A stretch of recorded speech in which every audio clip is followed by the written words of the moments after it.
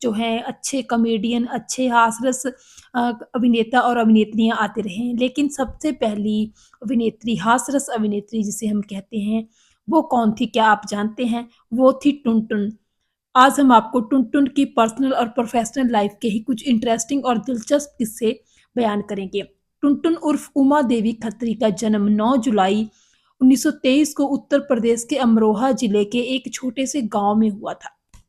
कहते हैं कि अ, जब टुनटुन महज़ 2.5 साल की ही थी तो उनके माता-पिता का ज़मीन जायदाद के चलते झगड़े में जो था कत्ल कर दिया गया था और उसके बाद उनके 9 साल के भाई हरि ने ही उनकी देखभाल की थी। यहाँ पे आपको बता दें कि तब टुनटुन महज़ 9 साल की थी। तो इस तरह टुनटुन उर्फ़ उमा देवी के जो थे भाई वो ही उनकी देखभाल कर रहे थे। लेकिन फिर क्या हुआ 2-4 साल बाद उसी ज़मीन जायदाद के तहत उनके भाई का भी कत्ल कर दिया गया। तो देखिए महज़ ढाई 3 साल की उम्र में ही जो थी टुनटुन उर्फ़ उमा देवी वो अनाथ हो गई और बिल्कुल अकेली रह गई इतनी बड़ी पूरी दुनिया में। तो तब कुछ रिश्तेदारों ने मिलकर और उनके चाचा ने मिलकर उनकी देखभाल करनी शुरू की। कहते हैं कि उनके चाचा और उनके रिश्तेदारों का व्यवहार उनके प्रति इतना ज़्यादा ख़राब था कि उनसे घर का सारा काम करवाया जाता था और यहाँ तक कि कभी-कभार उनको दिल्ली में ही जो था रिश्तेदारों के पास दरियागंज के इलाके में भेजा जाता था, जहाँ पे उनसे घर के काम करवाए जाते थे। तो इतनी ज़्यादा उनके साथ बुरा व्यवहार किया जाता था। ये सब टुनटुन ने खुद अपनी एक इंटरव्यू में बयान किया था। तो यहाँ पे जब वो दरियागंज इलाके में काम करने किसी रिश्तेदार के घर पे आती थी, वहीं पे उनकी मुलाकात हुई थी और अख्तर अब्बास काज़ी से, वो दिल्ली के आबकारी विभाग के डायरेक्टर थे। तो उन्होंने टुनटुन को सुना, उनकी आवाज़ को सुना और उन्होंने कहा कि तुम्हारी आवाज़ में दम है और तुम अच्छी गायिका बन सकती हो। यहाँ पे आपको बता दें कि उमा देवी उर्फ़ टुनटुन को बचपन से ही रेडियो पे गाने सुनकर जो था प्रैक्टिस करने का बहुत शौक था। वो रेडियो से गाने सुनती थी और अभ्यास करती थी। तो इस तरह उनकी आवाज़ भी अच्छी थी। तो जब अख्तर अब्बास काज़ी ने उनको ये यकीन दिलाया कि उनकी आवाज़ अच्छी है, वो अच्छी सिंगर बन सकती हैं, तो टुनटुन के मन में भी ये ख़्याल, ये जो था एक इमेजिनेशन दौड़ने लगी कि हाँ, मैं अच्छी सिंगर बन सकती हूँ। तो क्या हुआ कि उनकी उमा देवी की एक दोस्त थी, एक सहेली थी जो कि बॉम्बे रहती थी। तो उन्होंने उसके साथ संपर्क किया और घर से भाग गई क्योंकि देखिए उनके चाचा-चाची उनके साथ व्यवहार अच्छा नहीं करते थे और एक सपना उनके मन में जो था फूट चुका था कि वो अच्छी सिंगर बन सकती हैं।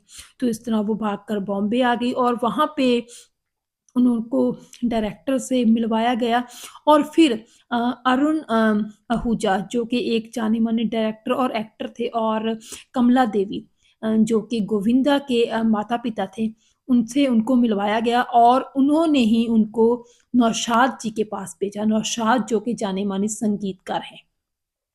तो इस तरह नौशाद के पास जब टुनटुन को भेजा गया, तो जो था टुनटुन ने नौशाद जी से कहा कि आप मुझे अपनी फ़िल्म में गाना गाने को दे दीजिए, वरना मैं आपके घर के सामने जो समंदर है उसमें कूद के अपनी जान दे दूँगी। तो नौशाद टुनटुन के इस बेबाक अंदाज़ को देखकर बहुत हँसे और उन्होंने उनसे कहा कि आप मुझे पहले टेस्ट करने का मौका तो दीजिए, अभ्यास आपका रियाज़ जो है वो तो देखूँ मैं कि कितना है आपकी आवाज़ में दम। तो जब नौशाद ने टुनटुन की आवाज़ सुनी तो उनको लगा कि हाँ, आवाज़ में कुछ दम है। तो इस तरह टुनटुन को मौका मिला पहली बार गाना गाने का और ये फ़िल्म थी 1947 में आई जिसको नौशाद खुद ही बना रहे थे, दर्द। इस फ़िल्म में उन्होंने बहुत ही प्यारा-सा गीत गाया था, अफ़साना लिख रही हूँ दिल बेकरार का और आपको बता दें कि 1947 में आई इस फ़िल्म का ये गाना बहुत ही ज़्यादा सुपर-डुपर हिट हुआ था, लेकिन किसी को ये बात मालूम नहीं कि ये गाना उसी हास-रस कॉमेडियन टुनटुन ने गाया था, जिसको लोग याद करते हैं लेकिन मुस्कुराते भी हैं उसको याद करके, लेकिन एक हास रस कलाकार के रूप में। तो इस तरह 40 के दशक में 40 से भी अधिक गाने उन्होंने गाए और बहुत ही बेहतरीन उनकी पहचान बन चुकी थी। इसी दौरान अख्तर अब्बास काज़ी से टुनटुन ने 1947 में शादी कर ली और उनके 4 बच्चे हो गए। फिर वो अपनी घर गृहस्थी में बिज़ी हो गई और जैसे न उनकी फैमिली बढ़ने लगी, उनके 4 बच्चे हुए, 2 बेटे और 2 बेटियाँ, तो उनको अपनी घर गृहस्थी चलाने के लिए पैसों की ज़रूरत थी, तो वो फिर नौशाद जी के पास पहुँची और उनको कहा कि उनको किसी न किसी फ़िल्म में गाना गाने का मौका दिया जाए। तो उस टाइम पे नौशाद ने टुनटुन को कहा कि देखो अब फ़िल्म इंडस्ट्री में लता मंगेशकर और आशा भोसले जैसे बड़े फीमेल सिंगर का बोलबाला हो गया है। अब जो है गायिका के तौर पर तो तुम भूल जाओ कि अब तुम कुछ कर सकती हो। हाँ, तुम्हारी पर्सनैलिटी और तुम्हारा जो अंदाज़ है बेबाक, ये एक अलग पहचान दिला सकता है तुम्हें और तुम एक हास रस अभिनेत्री के तौर पे अपनी पहचान बनाने की कोशिश करो फ़िल्म इंडस्ट्री में। तो वहीं से जो कहा जाता है कि टुनटुन के हास रस अभिनेत्री के तौर पर उभरने की शुरुआत हो गई। तो नौशाद ने ही उनको टुनटुन का नाम दिया था। यहाँ पे आपको बता दें क्योंकि टुनटुन का असली नाम तो उमा देवी था। उनको ये नाम अम जो था नौशाद ने ही दिया था बाबुल फ़िल्म से पहले। तो इस तरह बाबुल फ़िल्म जो नौशाद ही बना रहे थे उसमें टुनटुन ने हास रस अभिनेत्री की भूमिका निभाई और बहुत ही ज़्यादा उनके किरदार को पसंद भी किया गया। तो इस तरह उमा देवी से टुनटुन का उनका सफ़र जो था शुरू हो गया था। फिर उनको उनकी योग्यता के आधार पर ही गुरुदत्त ने अपनी बहुत सारी फ़िल्मों में काम दिया। तो इस तरह जो टुनटुन थी वो अपनी एक अलग पहचान बनाने लगी फ़िल्म इंडस्ट्री में और जो थी टुनटुन उनके रोल जो होते थे उनकी वेट के हिसाब से उनको दिए जाते थे। तो बाद में तो ये कहा जाने लगा कि जो टुनटुन थी वो एक मोटी औरत की संज्ञा ही बन गई थी। मतलब कि पर्यायवाची शब्द ही बन चुकी थी। और वो अपने आप को मतलब अपना मज़ाक उड़ाकर एक मतलब अनपढ़ गँवार लड़की का औरत का रोल प्ले करके दर्शकों को खूब हँसाती थी।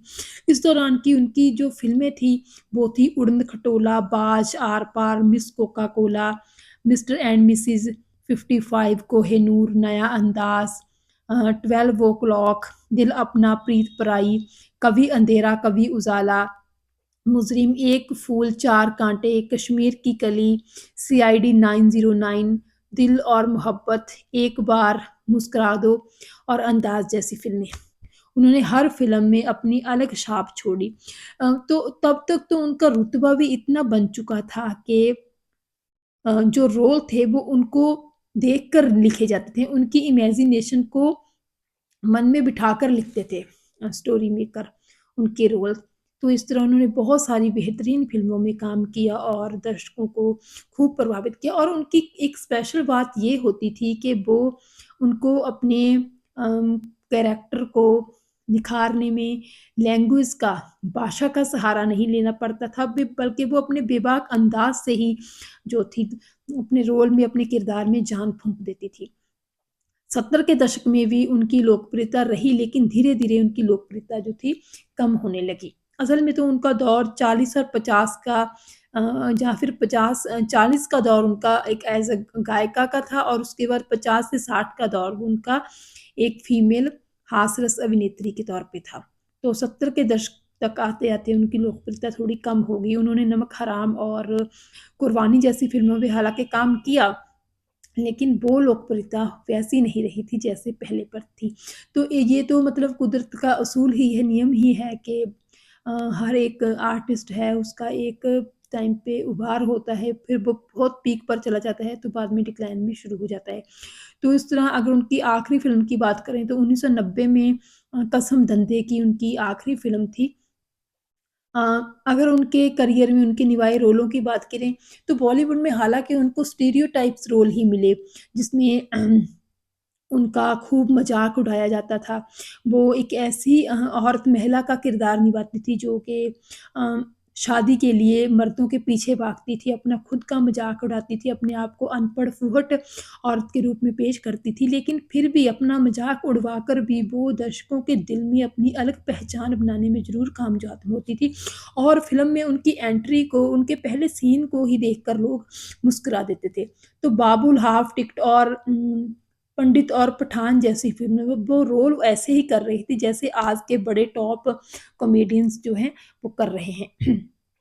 तो इस तरह टुनटुन उनका इतना ज़्यादा नाम फ़ेमस हो गया कि वो एक मोटी औरत का पर्यायवाची ही शब्द बन गया। आज हम किसी मोटी औरत को देखते हैं तो हम उसका कंपैरिज़न खुद ब खुद टुनटुन से ही करने लग जाते हैं। तो इस तरह वो एक बहुत ही बेबाक और हिम्मत वाली औरत थी। जानकार बताते हैं कि जितनी भी वो अच्छी सिंगर थी, जितनी अच्छी वो हास्य-रस अभिनेत्री थी, उससे कहीं अच्छी खूबसूरत उनकी पर्सनैलिटी थी। वो इतनी ज़्यादा उनकी पर्सनैलिटी मतलब कि एक अलग तरह की मज़बूत पर्सनैलिटी कह सकते हैं कि वो जब भी आती थी किसी भी फंक्शन में या कहीं भी किसी भी जगह आती थी तो वो एक डोमिनेटिंग पर्सनैलिटी बन के उभरती थी और कहते हैं कि उनकी प्रेज़ेंस में, उनकी हाज़िरी में, मौजूदगी में जो है बदतमीज़ से बदतमीज़ पर्सन भी इंसान भी बहुत डिसेंट बन जाता था। तो इतनी ज़्यादा उनकी पर्सनैलिटी डोमिनेटिंग होती थी। तो देखिए एक कम पढ़ी-लिखी या बिल्कुल पढ़ी नहीं थी वो, पढ़ने का उनको मौका ही कहाँ मिला। उनके चाचा-चाची ने उनको घर के कामों में ही जो था मसरूफ़ किए रखा और उसके बाद उन्होंने अपना करियर बनाने की सोची तो पढ़ने का तो उनको मौका ही नहीं मिला। तो एक बिल्कुल ना पढ़ी हुई लड़की और बिल्कुल जो थी ना उन पर अपने माँ-बाप का साया था। तो वो महिला, वो लड़की, वो औरत वो फिर भी कितनी बेधड़क और फिर इतनी बेबाक थी कि सामने वाला उनकी पर्सनैलिटी से डर जाता था।